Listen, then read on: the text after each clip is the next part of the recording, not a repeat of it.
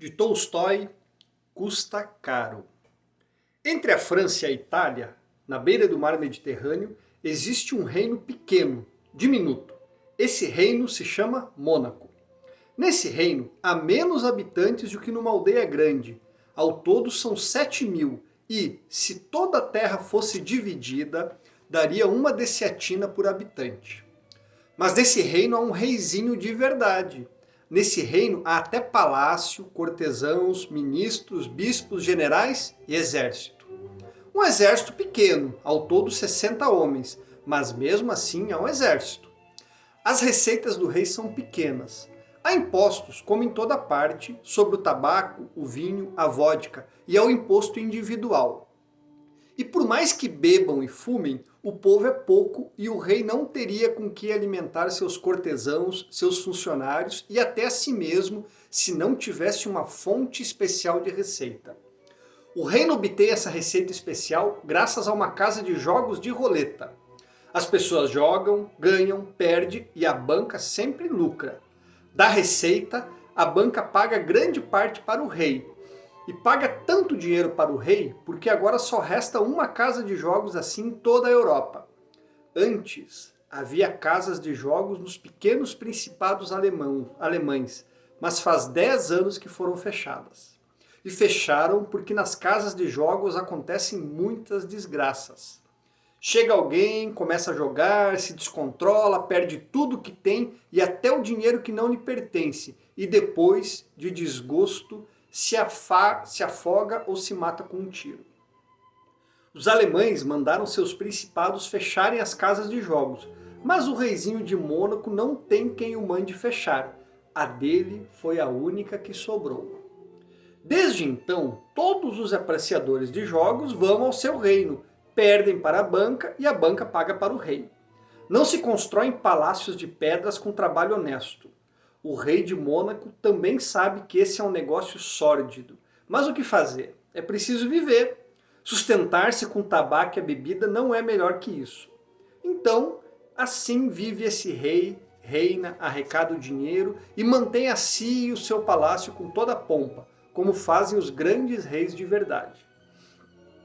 Tem suas coroações, suas aparições em público, distribui títulos honoríficos, castiga, concede sua misericórdia, promove paradas, reuniões de conselhos, leis, julgamentos, tudo como os reis de verdade.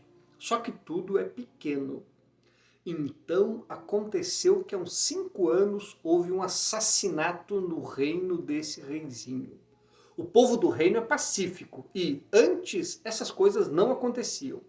Os juízes se reuniram com toda a pompa e circunstância, começaram a julgar tudo como deve ser. Juízes, procuradores, jurados e advogados. Julgaram e deram a sentença de cortar a cabeça do criminoso, conforme a lei. Muito bem, apresentaram a sentença ao rei. O rei leu a condenação e sancionou. Se é para executar, executem. Só tinha um problema. No reino não havia carrasco nem guilhotina para cortar a cabeça. Os ministros pensaram e resolveram mandar um pedido para o governo francês. Que os franceses deixassem a máquina com eles por um tempo, junto com o seu operador, para cortar a cabeça do criminoso e, caso isso fosse possível, que informassem qual seria o custo de tal serviço. Mandaram o documento. Uma semana depois receberam a resposta. Era possível mandar a máquina e o carrasco, e o custo de tudo era 16.000 francos. Informaram ao reizinho. Ele pensou, 16.000 francos. O patife não vale esse dinheiro todo. Será que não existe um meio mais barato? 16.000 francos? Isso é mais do que cobrar 2 francos de impostos de cada habitante do reino. É muito pesado. Poderia haver até uma revolta. Reuniram um conselho como solucionar a questão. Resolveram mandar o mesmo pedido ao rei italiano. O governo francês é uma república, não respeita os reis, mas o rei italiano era um rei também. Quem sabe não conseguiu um preço mais baixo? Escreveram. Logo receberam a resposta. O governo italiano respondeu que enviaria com todo o prazer a máquina e uma pessoa para operar o equipamento. E que o custo de tudo, incluindo a viagem, seria 12 mil francos. Mais barato, porém ainda era caro.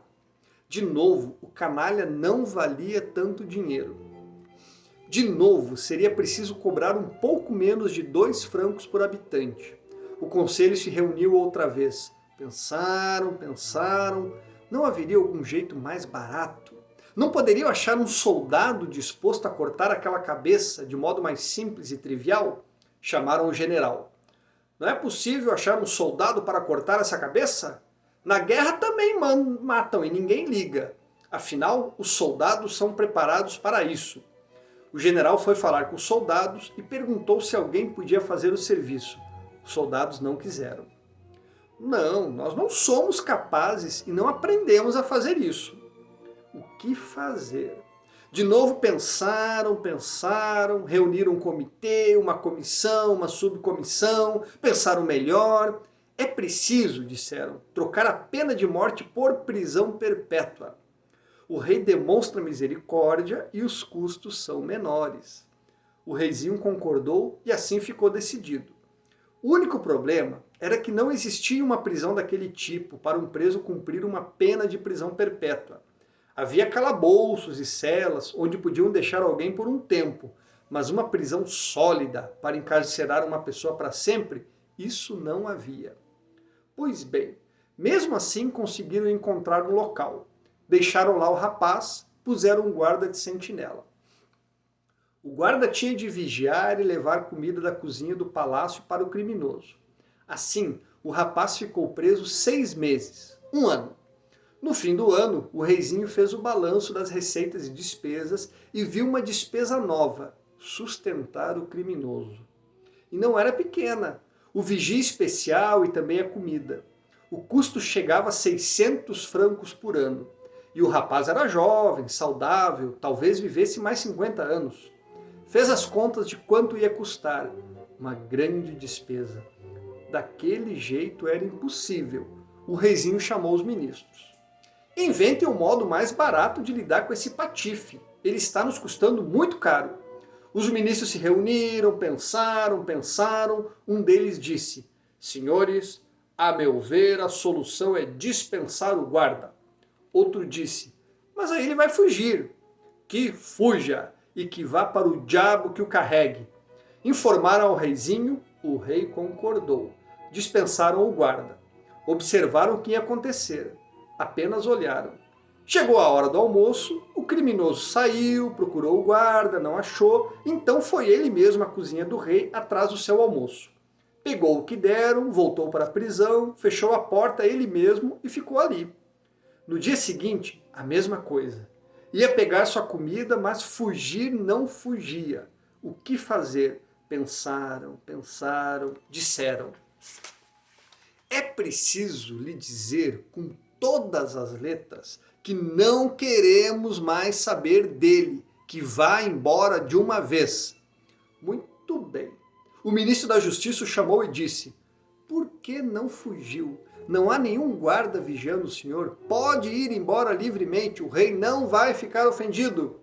Ele respondeu: o rei não vai ficar ofendido, só que eu não tenho para onde ir. Para onde vou? Com a condenação, vocês me cobriram de vergonha. Agora ninguém quer me receber e eu não sei mais fazer nenhum trabalho. Vocês agiram comigo de forma injusta. Não se deve fazer isso. Vocês me condenaram à pena de morte, muito bem. Tinham de me executar e não executaram, pois a primeira coisa, não discuti. Depois me condenaram à prisão perpétua. Puseram um guarda para me levar comida e depois me deixaram sem o guarda. Foi a segunda coisa. De novo, eu não discuti. E fui eu mesmo buscar a comida. Agora, vocês me dizem, vá embora? Não, vocês podem fazer o que quiserem. Eu não vou a lugar nenhum. E agora? Reuniram de novo o conselho. O que fazer? Ele não vai fugir. Pensaram. Era preciso conceder uma pensão para ele. Sem isso, não havia como se desvencilhar do homem. informaram ao reizinho: não há o que fazer, temos que nos livrar dele de algum modo. Estabeleceram a quantia de 600 francos. Comunicaram a ele: bem, pode ser, se vocês pagarem direito, eu até posso ir embora. Assim ficou resolvido. Recebeu 1/3 adiantado, despediu-se de todos e deixou os domínios do reizinho. Ao todo, foi 1/4 de hora de viagem pela ferrovia. Foi embora do país, se estabeleceu nas proximidades, comprou umas terrinhas, plantou uma horta, um jardim e leva uma vida confortável. Na data marcada, vai receber sua pensão. Recebe, vai à casa de jogo, aposta 2 ou 3 francos, às vezes ganha, às vezes perde e volta para casa. Vive bem e sossegado. Ainda bem que seu crime não aconteceu num lugar onde não se importam com as despesas de cortar a cabeça de alguém ou da pena de prisão perpétua.